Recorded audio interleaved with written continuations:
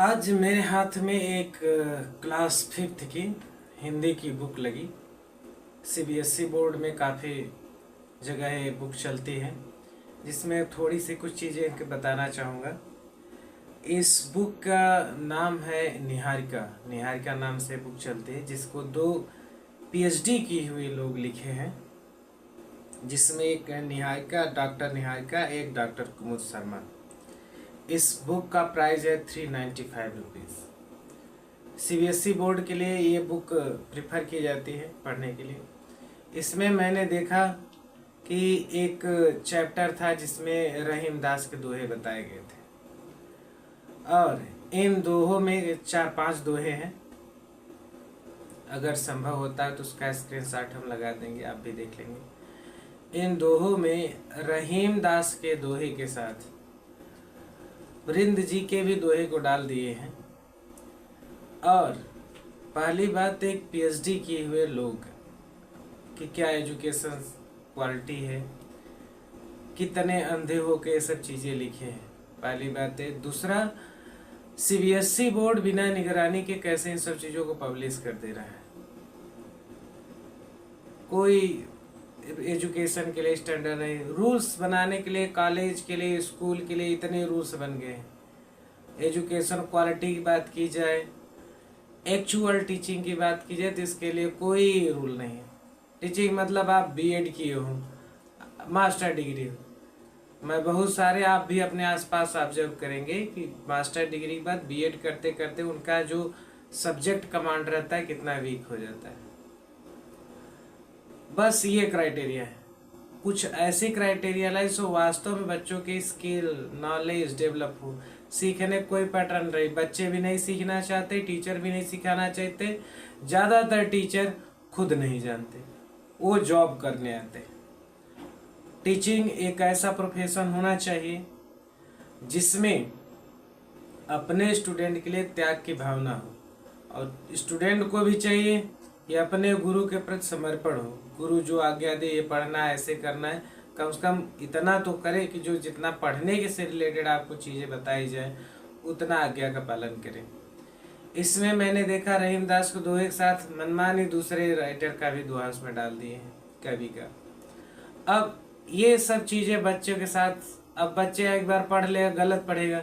सोचिए, ये एक चेन होता है। कुछ बच्चे पढ़े चले गलत, ठीक है, वो जिसको भी बताए वो भी गलत बताएंगे।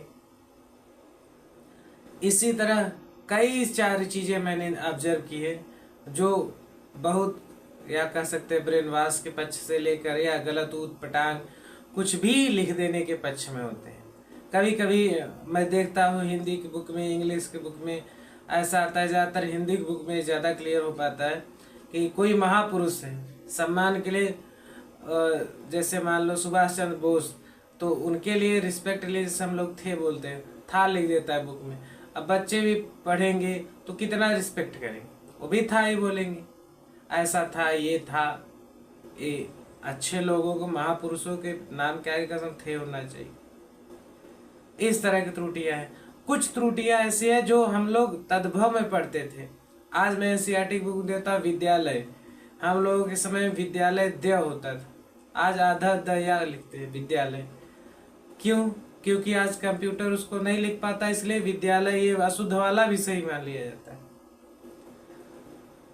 तो केवल सीबीएसई बोर्ड या लेखक से मेरा रिक्वेस्ट नहीं है, चाहे सीबीएसई बोर्ड हो या कोई बुक पब्लिशर हो या शिक्षक हो, इनकी भी जिम्मेदारी बनती है इन सब चीज़ों का विरोध करें। पेरेंट्स भी विरोध करें, क्योंकि बच्चे तो अभी बच्चे, उनको पता नहीं है। आप बड़े हैं, आप समझदार हैं, आपको विरोध करना चाहिए।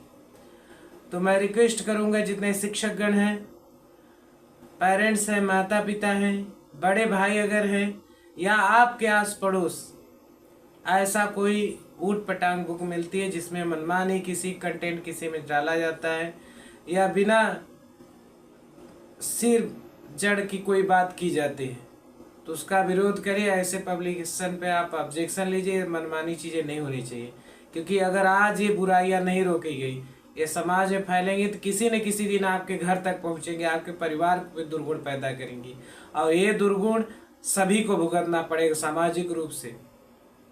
इसलिए ऐसे सामाजिक दोषों को दूर करना चाहिए। तो आइए आज से संकल्प लेते हैं कि इस तरह की जितनी भी चीज़ें फालतू के एजुकेशन से रिलेटेड, कम से कम एक कहावत है कि अगर पेट में गलत चीज़ चला जाए, भोजन गलत हो, तो कल सुबह वो निकल जाता है, लेकिन अगर दिमाग में कोई चीज़ चला जाता है तो जीवन पर्यंत रहता है। इसके बाद सपोज अगर वो भी टीचर हो गया तो कितने लोगों को गलत की एक चेन शुरू हो जाएगी।